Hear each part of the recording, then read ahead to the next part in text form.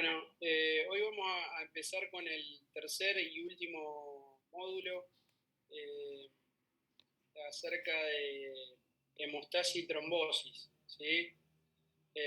Me gustaría, si tienen alguna duda, alguna pregunta de los módulos anteriores, anemia, oncohematología, si tienen alguna duda, alguna pregunta para hacer, estaría bueno que la hagan ahora.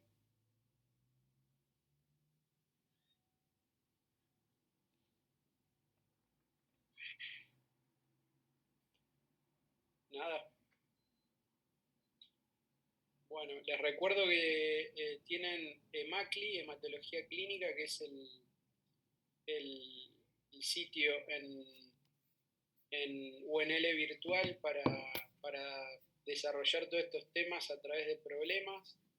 Yo ya se lo había presentado al inicio del cursado y realmente es importante que accedan ahí porque tienen casos, problemas y tienen preguntas y respuestas que les van a ayudar a estudiar y a generar dudas, ¿sí? Así que no dejen de entrar en hematología clínica y desarrollar los problemas. Bueno, hoy vamos a hablar de hemostasia. Los objetivos de aprendizaje son clasificar e interpretar la fisiopatología del sangrado. Vamos a hablar de diátesis hemorrágica fundamentalmente hoy. El diagnóstico diferencial del sangrado, el laboratorio y el tratamiento general.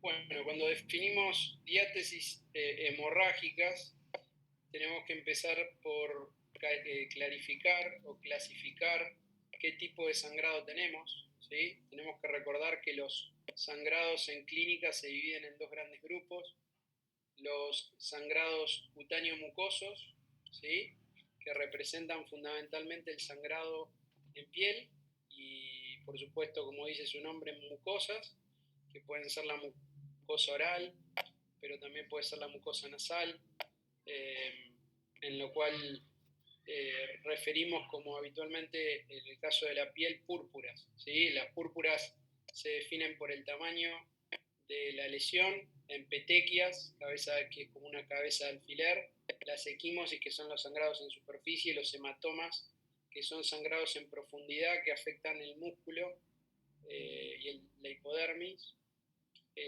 y bueno, según dónde sea el sangrado mucoso, vamos a estar hablando de gingivorragia, vamos a estar hablando de epistaxis, que son las manifestaciones más frecuentes de los sangrados superficiales, cutáneo mucoso. Y dentro de los sangrados profundos, estamos hablando de los sangrados más importantes, muchas veces se los refiere como sangrados mayores, y hablamos sobre todo de las hemorragias internas en cavidades, ¿sí? Hemoperitoneo, derrames, digamos, derrames pleurales hemorrágicos, y también estamos hablando de los sangrados por los orificios, dejando de lado habitualmente la epistaxis anterior. Nos referimos a la epistaxis posterior, que es más profusa, también a la hematemesis, a la hemoptisis y por supuesto a todos los sangrados digestivos bajos como la proctorragia, estarían representados en esos sangrados mayores. También entran habitualmente, cuando son importantes sobre todo, la hematuria significativa, ¿no? Aunque puede ser leve esa hematuria. Tenemos que recordar que desde el punto de vista fisiopatológico hay dos sistemas, de los cuales a uno lo referimos como los ladrillos de una pared, que son las plaquetas, y a la otra como justamente el cemento que une las plaquetas entre sí, que vendría a ser la fibrina. ¿Sí? Este es un concepto general para el grado, y bueno, es importante que lo razonemos desde ese perfil, desde ese punto de partida. Entonces, en este gráfico vamos a ver las plaquetas al microscopio electrónico, ¿sí? Formando una malla de fibrina. ¿Sí? Estas son las plaquetas con su malla de fibrina y los glóbulos rojos en el medio, constituyendo el coágulo. Y así es como se ve en el microscopio óptico. Las plaquetas son estos puntitos violetas y los glóbulos rojos están en rosado. ¿Sí? Quiere decir que las plaquetas son células anucleadas que no tienen núcleo y que provienen de la membrana plasmática de los megacariocitos, que son sus células madre. Así todo, a pesar de no tener núcleo, tienen una función característica que los determina, tienen un contenido citoplasmático y un metabolismo propio, y por lo tanto se consideran células. Tienen una vida media de alrededor de 7 días, y bueno, son, como les decía, los ladrillos de eso que se llama trombo, ¿sí? Este gráfico representa la constitución de un trombo, ¿sí? Generalmente el desencadenante de la formación de un coágulo es el denudamiento del endotelio, la exposición del subendotelio y la primera fase de la coagulación, que es la formación del trombo primario. La formación del trombo primario tiene distintas etapas. La primera etapa es la adhesividad plaquetaria, la adhesión plaquetaria, es decir, la unión de la plaqueta al subendotelio. ¿Sí? Si esto es la plaqueta se une al subendotelio a través de este factor, que es el factor de von Willebrand, que ya lo charlamos el otro día, que es una macromolécula que nada en la sangre, transportando el factor 8. Pero la otra función que tiene es unir la glicoproteína 1 de la plaqueta con el subendotelio. También tiene la función de unir plaqueta con plaqueta, después lo vamos a ver, pero esa función está representada fundamentalmente por la fibrina. Entonces, una vez que la plaqueta se une al subendotelio a través del von Willebrand, lo que sucede después es la activación plaquetaria que se da directamente y también por vía de los factores de la coagulación. ¿Por qué por vía de los factores de la coagulación? Porque la cascada famosa de la coagulación va a terminar formando fibrina, pero también va a formar trombina, que es el factor 2. La trombina es uno de los principales activadores de las plaquetas y también es liberada desde las plaquetas cuando las plaquetas se activan. ¿Sí? Entonces, primero adhesión, después activación y después van a ver la agregación plaquetaria, que es la unión plaqueta con plaqueta, y todo esto se produce en paralelo. Entonces, primero se une la plaqueta al subendotelio, desde el subendotelio se libera factor tisular, que es el factor 3, ¿sí? El factor 3, factor tisular, que junto con su cofactor, el factor 7, ¿sí? Van a activar la vía de la protrombinasa.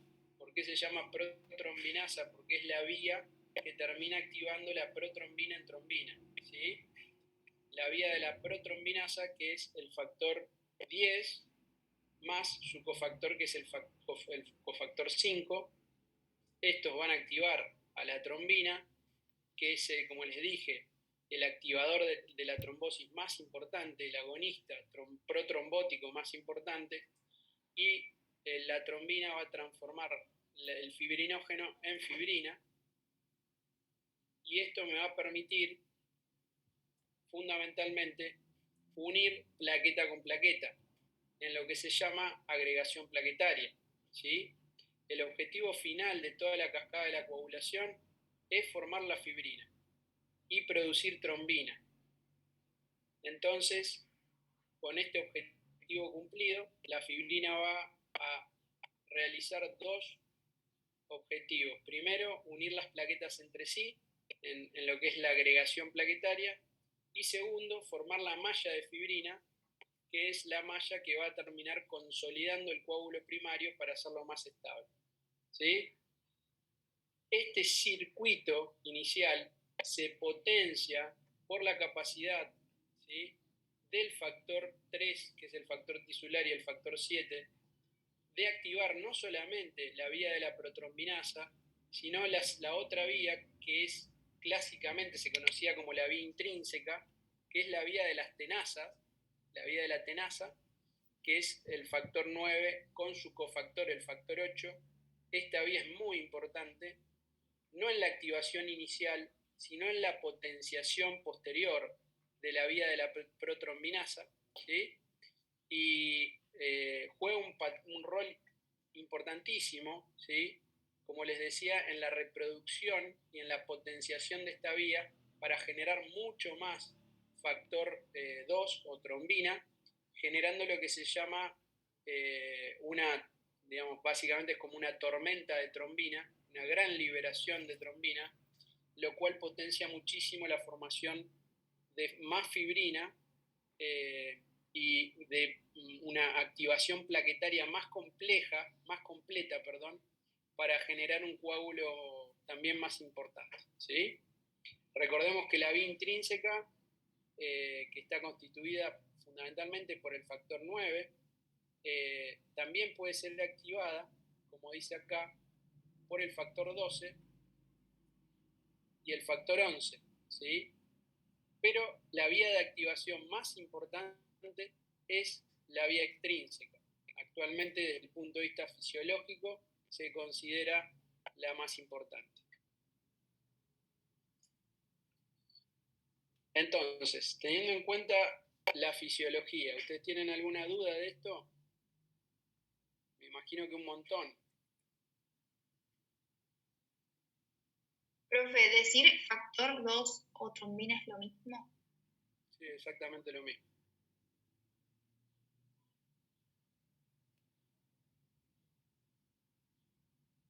¿Entienden la fisiología básica? Esta es la fisiología básica de la coagulación. ¿Qué es lo que tienen que saber ustedes? ¿Entienden este concepto de la vía de activación más importante es la vía extrínseca? ¿Tienen alguna duda, alguna pregunta de esto?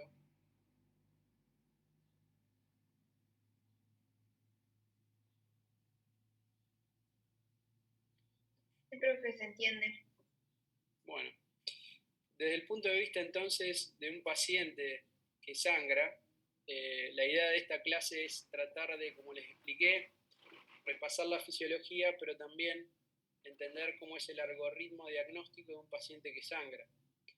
El algoritmo diagnóstico es importante, sobre todo para saber abordar al paciente y saber pedir los exámenes complementarios e interpretarlos de manera adecuada, ¿sí?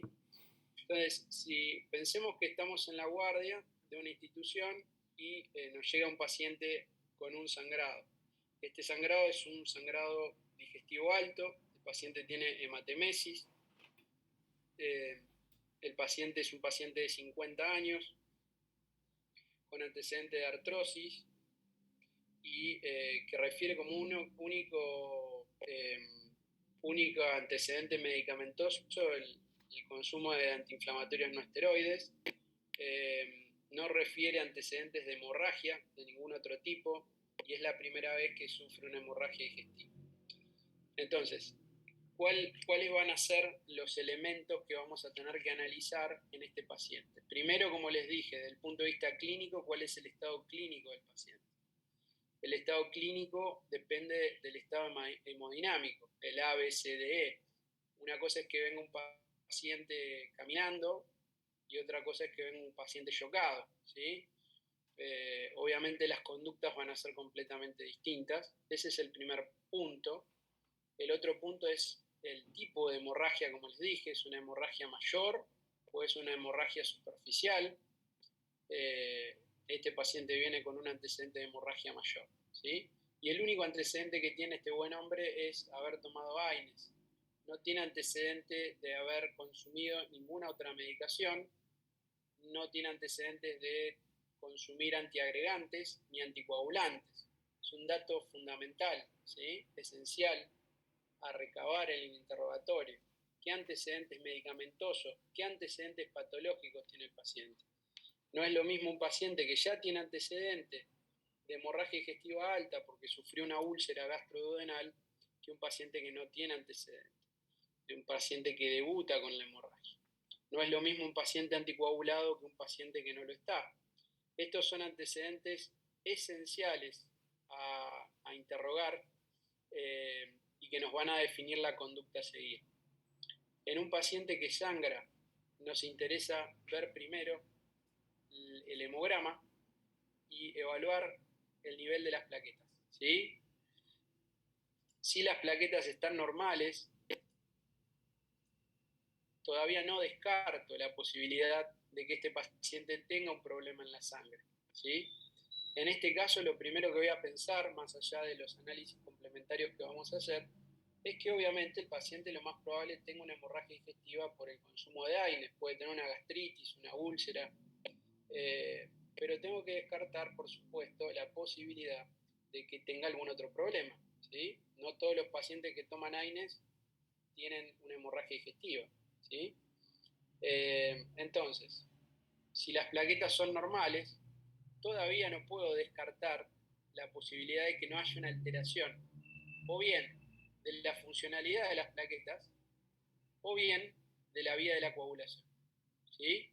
Entonces, obviamente, junto con el hemograma, voy a necesitar un estudio de la coagulación.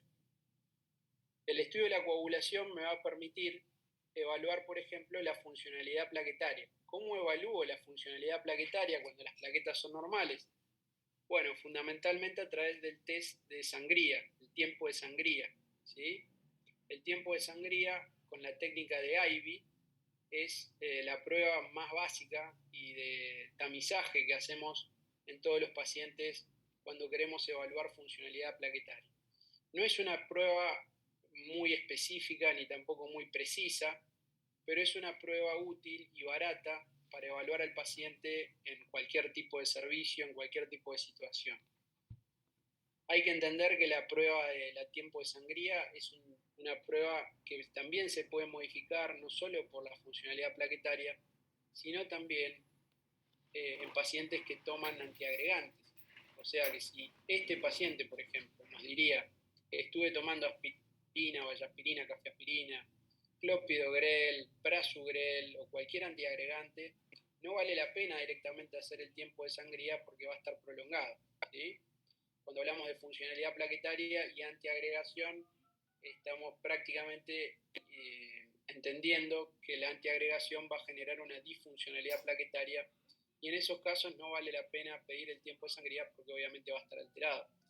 En el otro caso, digamos, en el cual el paciente puede tener tiempos de sangría alterados y no ser por una causa hematológica directa, es en los pacientes con vasculitis, porque el tiempo de sangría también se prolonga en pacientes que tienen destrucción de la pared vascular por medio, por ejemplo, de procesos inflamatorios como en la vasculitis. Si el paciente tiene vasculitis o está tomando aspirineta, obviamente que el tiempo de sangría va a dar prolongado.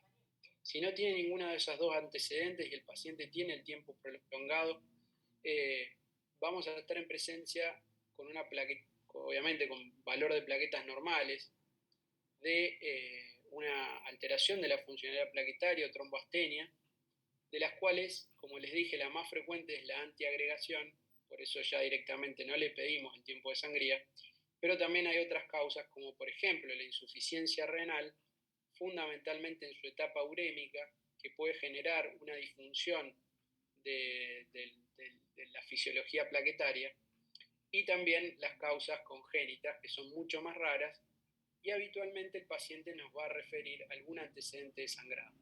Esas tromboastenias congénitas son enfermedades por suerte muy poco frecuentes y que pueden afectar distintas etapas en la vía de la coagulación de las plaquetas, ya sea tanto en la adhesividad plaquetaria como en la unión plaqueta-plaqueta, que es la agregación, o bien en la degranulación plaquetaria, en la activación, por haber alteraciones en el contenido de los gránulos plaquetarios que son los que liberan factores procoagulantes. Esas enfermedades como el Glassman, el Bernard-Soulier, que son enfermedades raras, el síndrome de las plaquetas grises, entre otros, pueden producir también sangrados en el contexto de un tiempo de sangría prolongado. Bien, si el paciente tiene un tiempo de sangría normal y plaquetas normales, el próximo paso es estudiar la coagulación. 14:30. La coagulación se va a estudiar a través del KPTT. El KPTT es el tiempo parcial de tromboplastina activado. El KPTT es un tiempo que nos va a medir la activación de la vía intrínseca. Recuerden que la vía intrínseca es la vía del factor 9 con el factor 8, que puede ser activada bien por la vía extrínseca a través del factor tisular o bien por la vía intrínseca a través antes del factor 9, el factor 11 y el factor 12, precalcitonin y demás. El KPTT puede estar prolongado, ¿sí? O puede estar normal. El TP es el tiempo de protrombina y me va a evaluar la vía extrínseca, es decir, la vía del factor tisular. Y si cualquiera de los dos está prolongado en un paciente que sangra, lo primero que tenemos que descartar es si el paciente está anticoagulado, ¿sí? El KPTT es una técnica para medir la coagulación en pacientes que están en tratamiento con heparina. Para eso se fabricó. Y el TP es el tiempo que mide la vía extrínseca en pacientes anticoagulados con anticoagulantes orales tradicionales, es decir, vitamina K dependientes. Es decir, que si yo veo un paciente con KPTT prolongado, lo primero que tengo que descartar es que no esté recibiendo heparina, ni heparina tradicional, es decir, la no fraccionada, ni heparina de bajo peso molecular. Y si el paciente está con el tiempo de protrombina prolongado, tengo que descartar que no esté tomando anticoagulantes orales. Esa es la primera disquisición que tenemos que hacer si el paciente tiene estos tiempos prolongados. Lo segundo que tenemos que ver es la prueba de mixing o de mezcla. Si los tiempos están prolongados, lo que vamos a hacer en el laboratorio, lo que vamos a pedirle al laboratorio, es que nos evalúe a través de mezclar plasma del paciente, ¿sí? Con plasma normal. Esa mezcla nos va a permitir después evaluar qué tiempo, qué KPTT nos resulta de la mezcla, y si ese KPTT se normaliza con plasma normal, vamos a estar en presencia de lo que se llama corrección. El plasma corrige y eso significa que el paciente tiene un déficit de factores, ¿sí? Es decir, plasma patológico mezclado con plasma normal, esa es la mezcla o mixing, hago nuevamente un KPTT y si el KPTT corrige, se normaliza, la interpretación es que se corrige porque el plasma normal compensó un déficit de factores preexistentes, ¿sí? Y entonces la causa probable del KPTT prolongado sea un déficit de factores. ¿Qué factores? Los factores de la vía intrínseca fundamentalmente. Si yo tengo un déficit de factores de la vía intrínseca y no estoy expuesto a heparina, el próximo paso es descartar fundamentalmente la enfermedad de von Willebrand, ¿sí? Que después vamos a hablar un poquito de eso. Por el otro lado, si el TP está prolongado y corrige con la mezcla y descarté la anticoagulación oral como causa, lo primero que voy a pensar es en la posibilidad de una patología hepática como causante del tiempo de protrombina prolongado. ¿Por qué? Porque habitualmente el TP es el que más se ve afectado por el déficit de factores K dependientes. Y los factores K dependientes son todos factores de origen hepático. Por lo tanto, frecuentemente en la patología hepática lo primero que se altera es el tiempo de protrombina.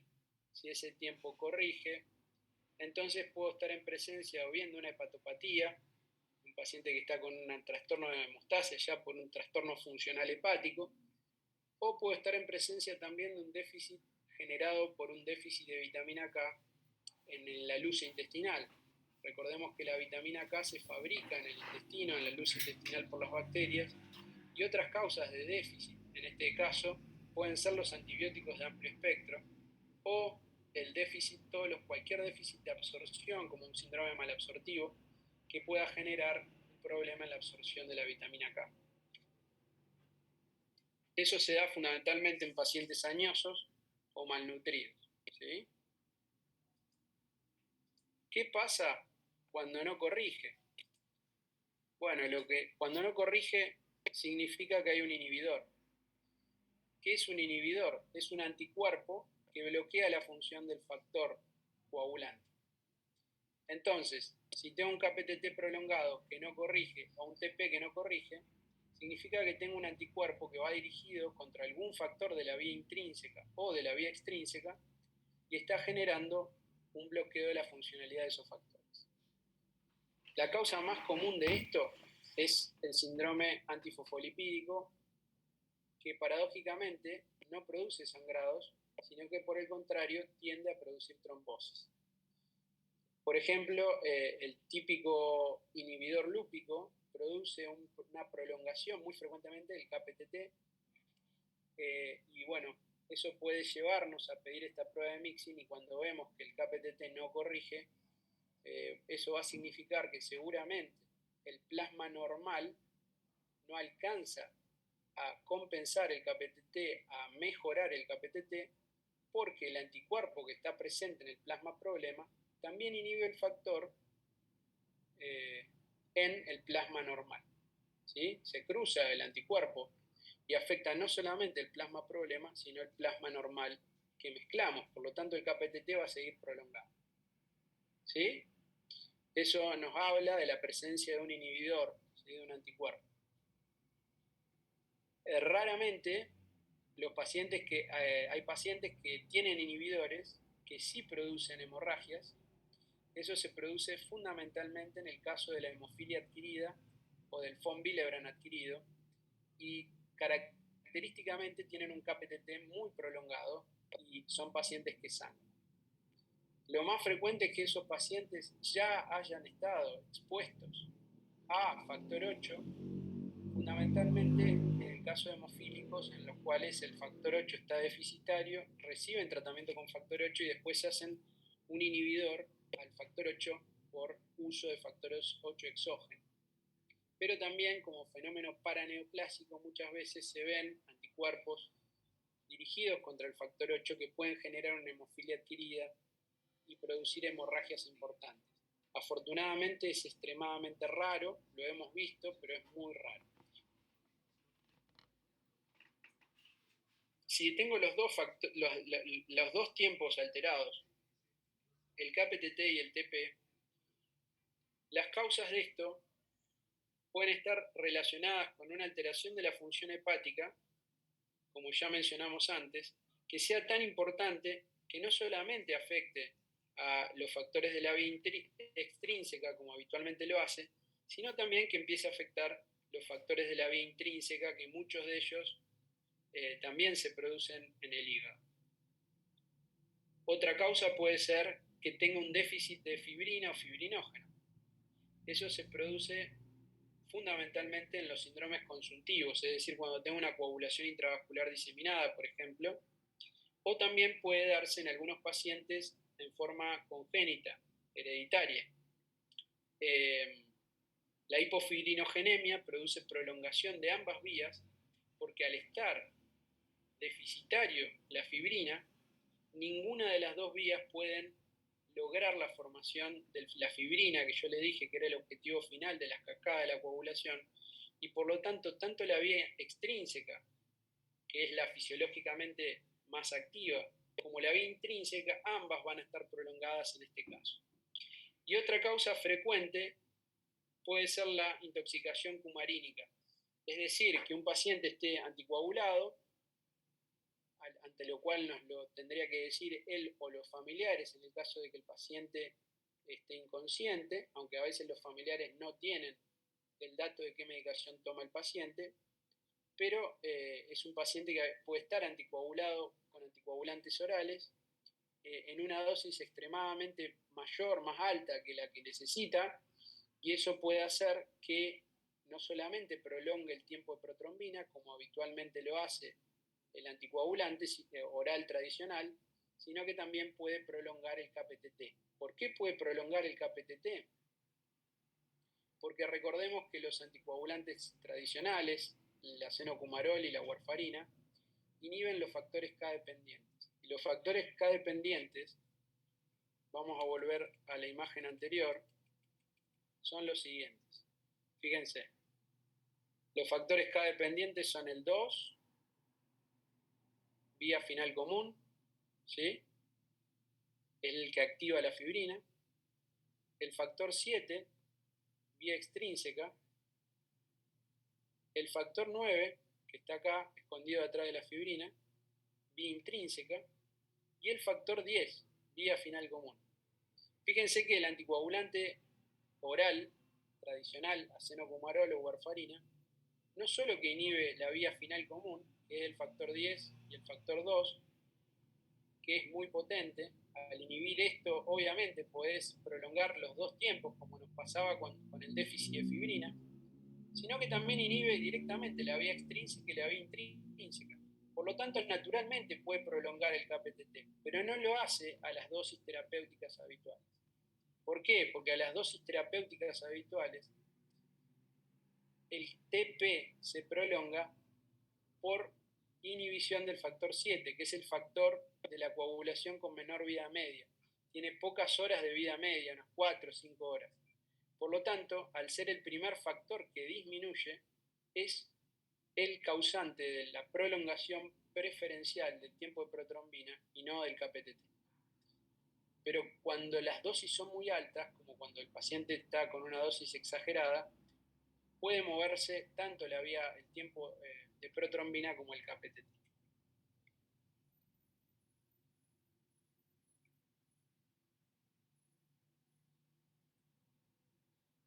Otra causa de intoxicación cumarínica es la intoxicación con veneno de rata. Es otro dato que tenemos que tratar de detectar en el interrogatorio, y es una causa bastante frecuente de ver en pacientes que están institucionalizados, sobre todo en instituciones psiquiátricas, o que están presos, digamos, en instituciones penales. Habitualmente, en estos casos, obviamente, el objetivo del consumo es un asesinato, ¿no? Es una cuestión criminal penal, ¿no? Pero puede ser el causante de la prolongación de los tiempos, de ambos tiempos también. El veneno de rata también es un cumarínico, pero son cumarínicos de altísima vida media, tienen vidas medias largas, muy largas, de más de 7 a 10 días, la mayoría, y por lo tanto es muy difícil disminuir el tiempo de protrombina y se necesita un tratamiento largo con vitamina K por vía endovenosa para tratar de neutralizar el efecto de estos anticoagulantes. Y si el paciente sangra, por supuesto que el tratamiento es con plasma fresco congelado. Por último, el tiempo de trombina. El tiempo de trombina es el tiempo que mide la funcionalidad de la trombina, del factor 2, y puede estar prolongado por efecto de la heparina. Muchas veces lo usamos cuando el KPTT está prolongado y tenemos dudas de si ese paciente está expuesto a heparina. Podemos usar el tiempo de trombina, que es muy específico para evaluar el efecto de heparina. Recordemos que la heparina es un anticoagulante que actúa inhibiendo la trombina a través de la antitrombina 3. Potencia un anticoagulante natural que se llama antitrombina 3 unas 10.000 veces para que la antitrombina 3 inhiba la trombina. Así actúa la heparina. Entonces el tiempo de trombina naturalmente puede estar prolongado como consecuencia de la actividad de la heparina sobre la antitrombina 3. También el tiempo de trombina puede estar prolongado con el uso de un anticoagulante directo, del primero que apareció, que es el dabigatran, que es un antitrombínico directo. ¿Sí? Es un anticoagulante que directamente actúa sobre la trombina, se llama dabigatran, es un anticoagulante oral que actualmente se usa en pacientes cardiológicos o en pacientes traumatológicos para prevenir la trombosis. Y por supuesto la hipofibrinogenemia, que la teníamos como causa de prolongación del KPTT y del TP, teniendo en cuenta que es el factor 1, el fibrinógeno fibrina, y la trombina es el factor 2, que es el que transforma el fibrinógeno en fibrina. Si me falta fibrinógeno, el factor 2 va a estar también prolongado. ¿Sí? Y por supuesto que la vía intrínseca, KPTT, y la vía extrínseca, TP, van a estar prolongados también. ¿Hasta acá tienen alguna duda, alguna pregunta? Supongo que si escucharon deberían tener preguntas.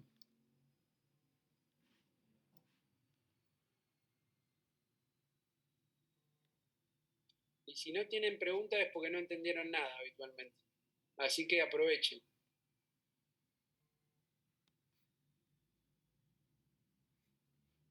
Igual viene todo bastante bien por ahora, ¿no? ¿Sí? Al menos de mi parte. Bueno. Igual me genera mis dudas que no me pregunten. Capaz que cuando lo leamos saltan las dudas. Bueno, la otra posibilidad, por supuesto, es que tengamos las plaquetas bajas. Ahí, si las plaquetas están bajas, por debajo de 150.000, se llama trombocitopenia. Lo normal es de 150 a 450.000 plaquetas. Si las plaquetas están por debajo de 150.000, decimos que tenemos trombocitopenia. Sin embargo, tener trombocitopenia no implica directamente justificar un sangrado. Es muy raro que un paciente que tenga entre 100.000 y 150.000 plaquetas, a pesar de tener trombocitopenia, es una trombocitopenia leve por definición, más de 100.000 es leve, es muy raro que ese paciente sangre, extremadamente raro. Yo no vi ningún paciente que sangre teniendo ese nivel de plaquetas. De hecho, es muy raro que un paciente sangre teniendo más de 30.000 plaquetas, que sangre espontáneamente. Es muy raro. Yo tampoco vi nunca un paciente que sangre con más de 30.000 plaquetas. Pero bueno, es un antecedente que hay que tener en cuenta. ¿Qué quiero decir con esto del valor de plaquetas? Que no importa tanto el número de las plaquetas, sino la causa de la trombocitopenia. Hay causas de trombocitopenia que tienen bajo riesgo de sangrado, independientemente de la cantidad de plaquetas que tengamos adelante. ¿Cuál es el ejemplo típico de esto? La púrpura trombocitopénica idiopática, o PTI. Los pacientes con púrpura trombocitopénica idiopática pueden llegar a tener 0 plaquetas y no sangrar. Por el contrario, los pacientes, por ejemplo, con una leucemia aguda, que tiene una falla medular y por eso tienen trombocitopenia, una causa central, no periférica como la PTI, por el contrario, tienen un alto riesgo de sangrado cuando caemos por debajo de las 20.000 plaquetas, cuando hay fiebre, o cuando no hay fiebre por debajo de las 10.000 plaquetas. Entonces, es importante interpretar la trombocitopenia en el contexto clínico y diagnóstico del paciente. La clasificación de severidad de las trombocitopenias es leve más de 100.000, moderada de 60 a 100.000 y severa menor de 60.000. Sin embargo, desde el punto de vista práctico, es extremadamente raro que un paciente sangre con menos de 30.000 plaquetas, a pesar de que está con una trombocitopenia severa. Y en definitiva, lo importante no es la trombocitopenia, sino la causa de la trombocitopenia. Ese es el concepto que ustedes tienen que tener. ¿De qué depende la transfusión profiláctica de plaquetas? Depende de la causa. De hecho, podemos no transfundir a un paciente con PTI con 0 plaquetas, no transfundir plaquetas, si no sangra, y transfundir a un paciente, como les decía, con una leucemia aguda, con fiebre, con 20.000 plaquetas. Profe, una pregunta. Cuando decís no sangra, no tiene sangrados espontáneos. O sea, no es que si, por ejemplo, se le sale un diente, va a sangrar normal. Por supuesto, no, estoy hablando del paciente en la consulta, paciente que viene sin sangrado, puede tener petequias, puede tener equimosis, pero no tiene sangrados activos. Ese paciente, aunque tenga menos de 10.000 plaquetas, si el diagnóstico es una púrpura trombocitopénica idiopática, no lo transfundimos con plaquetas porque los anticuerpos que generan la púrpura trombocitopénica idiopática van a limpiar las plaquetas que transfundamos casi inmediatamente. Por lo tanto, lo único que vamos a hacer es consumir plaquetas que son muy valiosas para el banco de sangre innecesariamente. Ahora, si ese paciente, aunque tenga una PTI, viene sangrando con una hemorragia digestiva alta, baja, lo que sea, a ese paciente sí lo vamos a transfundir, aparte de hacerle el tratamiento de la PTI, porque corre riesgo su vida. ¿Sí? Entonces vamos a hacerlo lo máximo para tratar de reducir el volumen y el tiempo de sangrado.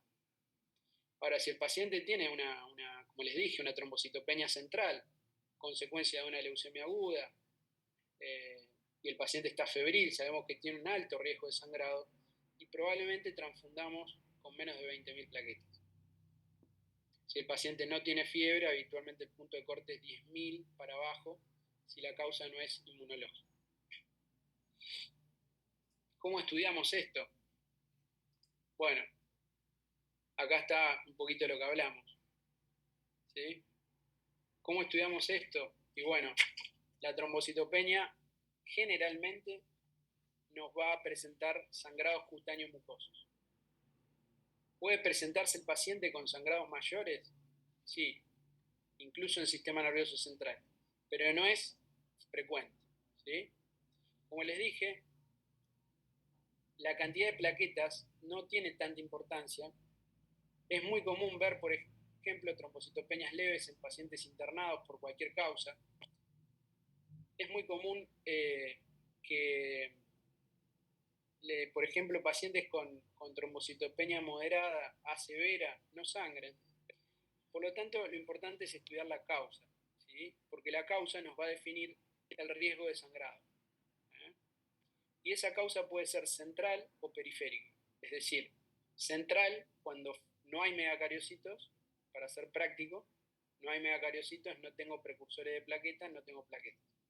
O periférica cuando hay megacariocitos, pero las plaquetas son destruidas en la circulación. ¿Sí? ¿Cuál es la causa más frecuente? La periférica, ¿sí? Por lejos.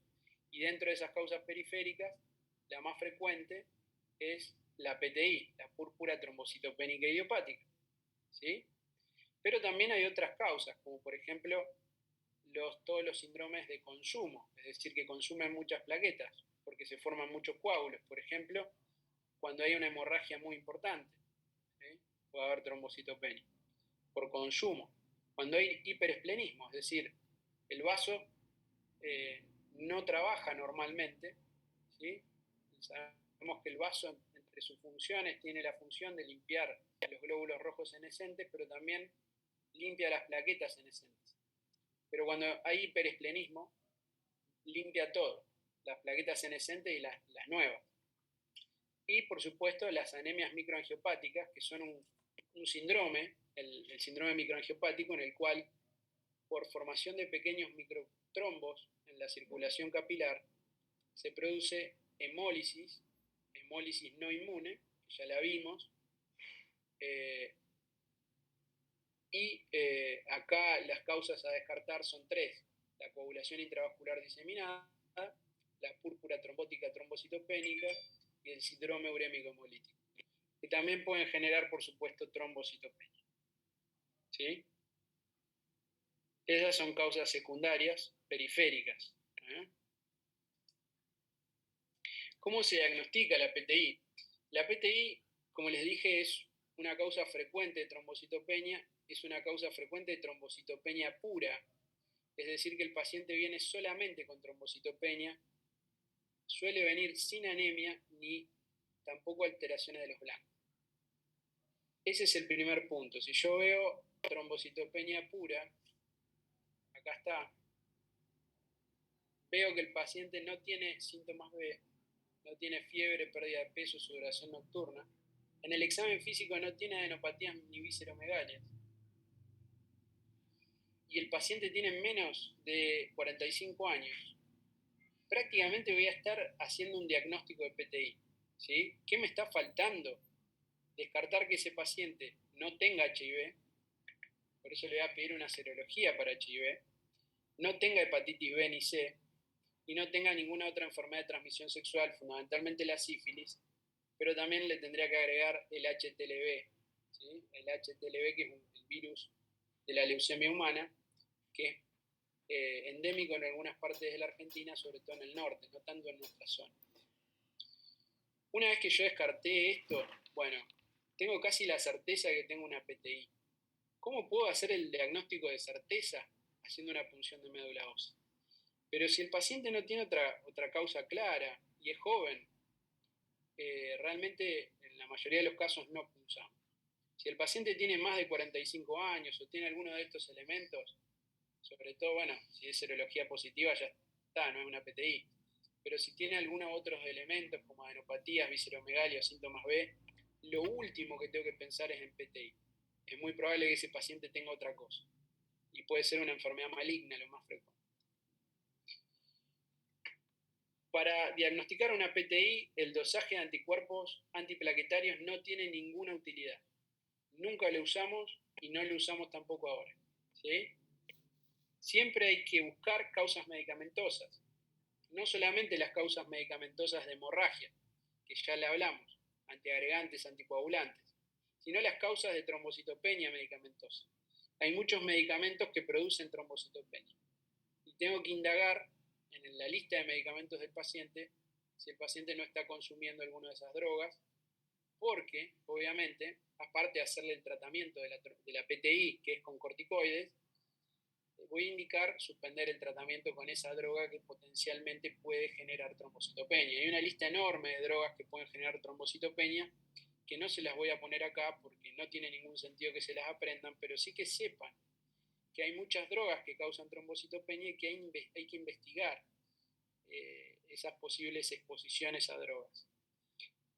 Dentro de las causas comunes de consumo de sustancias que no son medicamentosas está también la quinina, que está en las gaseosas que tienen quinina, fundamentalmente el paso de los toros, el agua tónica. La agua tónica también puede producir a través de la quinina que tiene trombocitopenia, y eso hay que descartarlo. Como les dije, el tratamiento consta de distintas etapas. Si el paciente tiene más de 30.000 plaquetas, aunque tenga PTI, no le hago ningún tratamiento, no tengo ninguna obligación de tratarlo porque realmente el riesgo de sangrado es mínimo. Salvo que sangre, ¿no? Obviamente, pero es muy raro que sangre con más de 30.000 plaquetas. La primera línea de tratamiento es con corticoides. Como les dije, se lo damos a gente que tiene menos de 30.000 plaquetas. Y la tasa de respuesta es de 8 en 10. O sea, la mayoría de los pacientes responde y habitualmente responde dentro de los 7 a 15 días. ¿Sí? El problema de los corticoides es que hay pacientes que necesitan un tratamiento crónico, largo con corticoides, y eso no es aceptable. Imagínense un paciente diabético, obviamente el corticoide le va a aumentar el azúcar. Un paciente hipertenso le va a aumentar la presión, un paciente osteoporótico le va a empeorar la osteoporosis, un paciente que ya tiene cataratas le va a empeorar las cataratas y por lo tanto no es aceptable un tratamiento con corticoides de más de 6 meses. ¿Sí? Si los pacientes no responden al corticoide, ese 20% que no responde de inicio, o se hace dependiente a corticoides, es necesario optar por una segunda línea de tratamiento. Actualmente la segunda línea de tratamiento es el punto E, las drogas trombopoyéticas, el trombopac, el romiplastin, son las dos drogas que usamos. El trombopac es una droga oral que se toma todos los días y el romiplastin es una vacuna subcutánea una vez por semana. La esplenectomía también es un tratamiento de segunda línea, sobre todo para pacientes adultos jóvenes, que no es una opción en pacientes, en los niños menores de 5 años, o en pacientes adultos mayores después de los 65 años no es una buena opción. Por eso actualmente como segunda línea estamos utilizando muchísimo los trombopoyéticos, que son drogas miméticas de la trombopoyetina, algo similar a lo que pasa en anemias de enfermedades crónicas con la eritropoyetina, En este caso usamos estas drogas que son muy efectivas. La gamma globulina históricamente fue una segunda línea de tratamiento, pero cada vez la estamos usando menos por su costo, fundamentalmente, cuesta más que los trombopoyéticos y fundamentalmente porque tiene una duración de respuesta muy corta. Responden levantando las plaquetas más rápido los pacientes que con los corticoides, pero dura menos la respuesta. Es una buena droga fundamentalmente para pacientes con PTI, con hemorragias severas, en donde vos le querés levantar rápidamente las plaquetas. 15 horas. Es bueno en estos casos usar gamma globulina en el agudo junto con los corticoides. Y por último, el rituximab, que suele ser una tercera línea de tratamiento, que es un anticuerpo anti-CD20 que está dirigido contra los linfocitos B que producen los anticuerpos antiplaquetarios.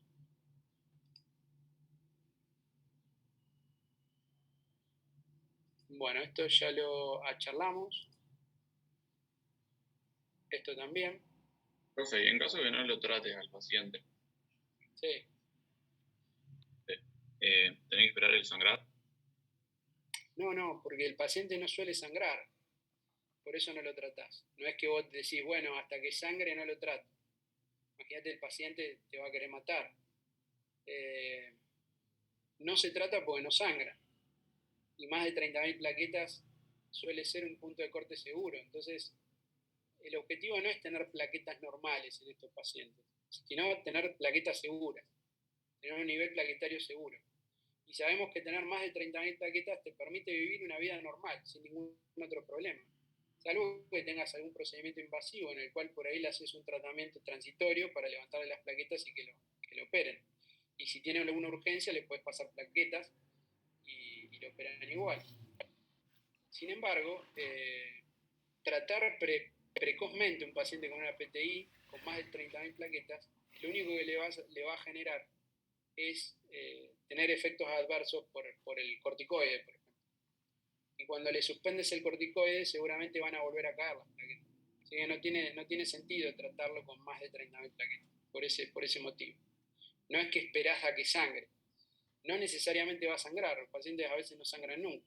¿Sí? No sé si se entiende. Sí.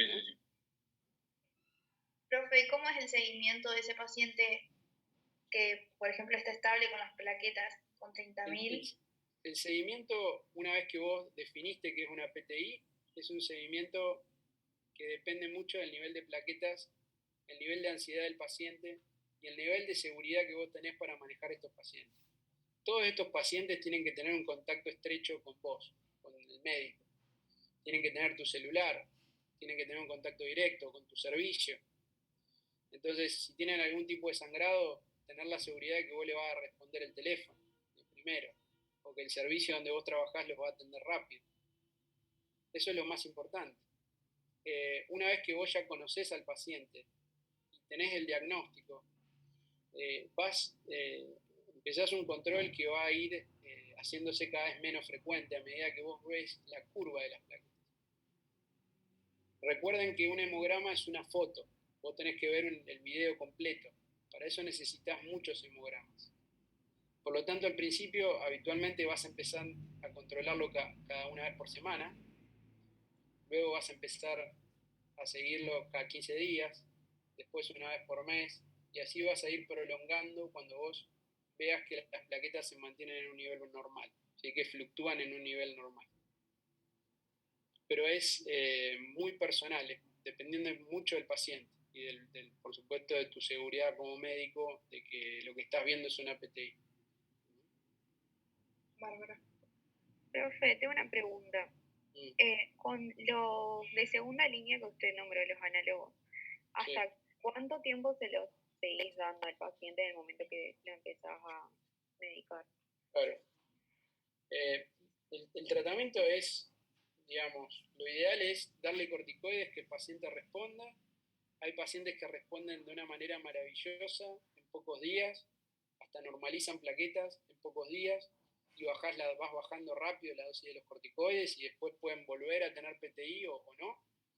El problema es cuando los pacientes no responden a los corticoides o cuando los pacientes responden, pero apenas le bajás la dosis, caen de nuevo las plaquetas. Entonces, en esos pacientes te tenés que plantear qué es lo que vas a hacer para resolver el problema. Entonces, en esos pacientes definís, por ejemplo, usar trombopoyéticos.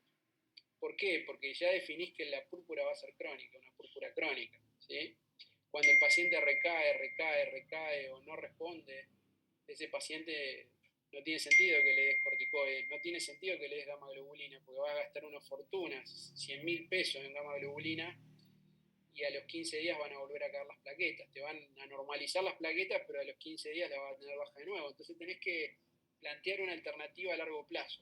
Y la mejor alternativa, sobre todo en pacientes añosos, son los trombopoyéticos.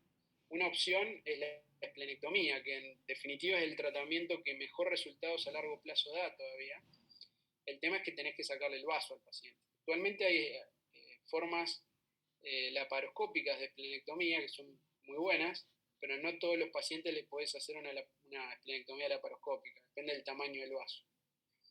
Otra cosa importante, entender que no todos estos pacientes tienen esplenomegalia, no todos los pacientes tienen el vaso grande, ¿sí?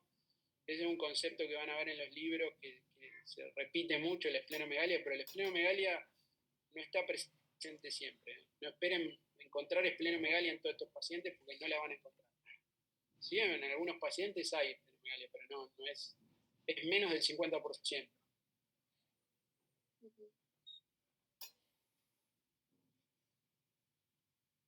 ¿Alguna duda más?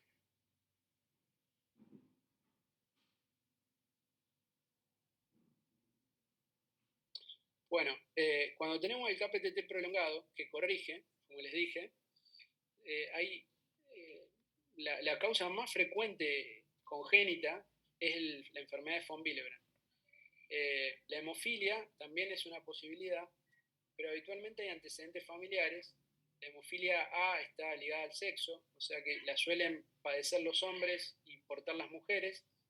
La B y la C no, son hemofilias que no están ligadas al sexo y pueden afectar tanto hombres o mujeres. Pero la más frecuente de estas entidades es la enfermedad de von Willebrand, que tiene una prevalencia de 1 en 500 en algunas poblaciones, es decir, es muy frecuente. Y la más frecuente es el tipo 1, ¿sí? El tipo 1, que es un déficit parcial del von Willebrand. No hay que confundir una disminución generada por factores constitucionales como el grupo sanguíneo, el O, los 0. Somos pacientes que tenemos von Willebrand más bajos, el hipotiroidismo, anticonvulsivantes como el valproico, ¿sí? Son causas por ahí externas que pueden generar un nivel de von Willebrand un poquito más bajo que lo normal y no significa tener von Willebrand. Por el contrario, los neonatos, los ancianos tienen más, los negros tienen más, estamos hablando de también la actividad, el ejercicio, el estrés, la hemorragia, la inflamación, las infecciones, todos los factores de inflamación pueden producir aumento del von Willebrand. La diabetes, los estrógenos, el hipertiroidismo y el embarazo son causas de aumento del von Willebrand, que son todas causas reactivas para, en definitiva, aumentar la protección contra las hemorragias. Como les decía, el tipo 1 de von Willebrand es el más frecuente, es un déficit cuantitativo parcial, es decir, fabricas menos de lo normal, y es hereditario, autosómico dominante en la mayoría de los casos, es decir, que suele haber antecedentes familiares de von Willebrand. Estos son pacientes que habitualmente no sangran, salvo cuando están expuestos a algún procedimiento invasivo, como por ejemplo extracciones dentarias o alguna cirugía, cesáreas. Y en el caso de las mujeres, cuando interrogás un poco más profundo, muchas veces te cuentan que tienen menstruaciones muy abundantes. Y eso es un dato a tener en cuenta en las mujeres que no tienen otra causa, no tienen una causa hormonal o ginecológica y tienen menstruaciones muy abundantes. Los tipo 2, ¿sí? El tipo 2 es un defecto cualitativo, es decir, fabrican la misma cantidad de von Willebrand, pero no funciona bien. Y el tipo 3 es el más raro de todos, es recesivo, y es un déficit completo de von Willebrand, ¿sí? No hay von Willebrand, nacés sin fabricar von Willebrand, y es lo mismo que tener una hemofilia A severa, porque obviamente como no tenés von Willebrand no tenés factor 8 tampoco, así que estos pacientes sangran como los hemofílicos, pero no está ligado al sexo. Es rarísimo. Una chica en sala de espera. A ver. Bueno, el tratamiento participantes, a ver, ahí estamos. El tratamiento de esta enfermedad es un tratamiento en el tipo 1, es un tratamiento que habitualmente requiere solamente intervenciones en el caso de que el paciente tenga algún procedimiento invasivo, ¿sí? ¿Cuál es la intervención? Usamos desmopresina, que es la hormona antidiurética, que tiene como efecto liberar el von Willebrand del endotelio. El von Willebrand se fabrica en el endotelio y en los monocitos y en las plaquetas. Lo que hace la desmopresina es favorecer la liberación de los cuerpos de Weibel-Palade, que son los cuerpos, los vacuolas citoplasmáticas del endotelio, donde se fabrica el von Willebrand y se libera a la sangre estimulado por la desmopresina. Esto sirve obviamente en el tipo 1. En el tipo 2 habitualmente no sirve la desmopresina porque el paciente tiene un déficit cualitativo, así que por más que vos largues más, el von Willebrand no funciona. Por lo tanto, en los tipo 2 suele ser necesario usar von Willebrand recombinante, fundamentalmente en los prequirúrgicos. Y en el tipo 3 necesitas una combinación tanto de von Willebrand como de factor 8 porque te faltan los dos, ¿sí? Obviamente el tratamiento del von Willebrand no es un área que vamos a tratar en profundidad, pero ustedes más o menos tienen que saber cómo se trata, ¿sí? La mayoría de los pacientes con von Willebrand no es necesario tratarlos con nada y solamente le damos desmopresina y en algunos casos muy leves le podemos dar ácido tranexámico que es un antifibrinolítico que usamos fundamentalmente cuando van a hacer algún procedimiento invasivo. En el caso de la hemofilia A, es una enfermedad ligada al sexo, es muy rara, afortunadamente, y se clasifica en severidad según la cantidad de factor 8 que haya. Los severos son menos del 1%, los moderados son del 1 al 5% y los leves son de más del 5%. El tratamiento se da sobre todo en los pacientes moderados y en los severos, ¿sí? En los severos hay que hacer profilaxis, es decir, necesitan recibir sí o sí el von Willebrand, el factor 8 para evitar sangrados espontáneos. Y se utilizan factor 8 derivado del plasma humano o factor 8 recombinante, o actualmente hay un anticuerpo que permite colocar, hacer el tratamiento por vía subcutánea y se usa fundamentalmente en los pacientes que desarrollan el inhibidor del factor 8, como yo les explicaba hoy, el anticuerpo que hace que los pacientes sangren igual aunque vos le des factor 8. En el caso de la moderada no siempre es necesario hacer profilaxis, depende de los antecedentes de sangrado del paciente. Estos son pacientes que sangran espontáneamente y no por piel y mucosas, habitualmente tienen hemartrosis, se les junta sangre en las articulaciones. Obviamente que si se cortan sangran a veces muchísimo y bueno, en esos casos por supuesto que tenés que hacer tratamiento con factor 8.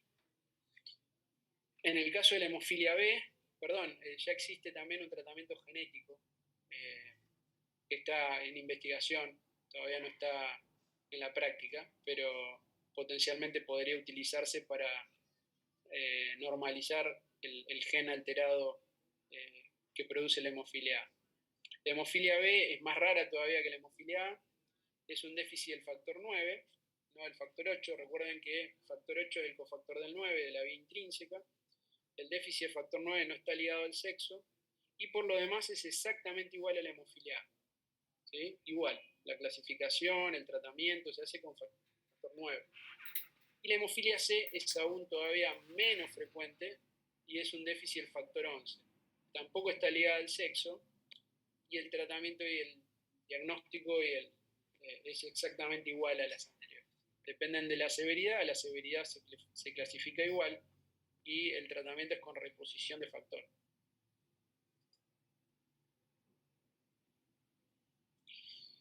Bien, el tiempo de protrombina, como les dije, déficit de vitamina K, falla de síntesis de factores, y el tratamiento es el de la causa. Si un paciente tiene, por ejemplo, un sangrado activo, vemos que el tiempo de protrombina prolongado, ¿qué corrige?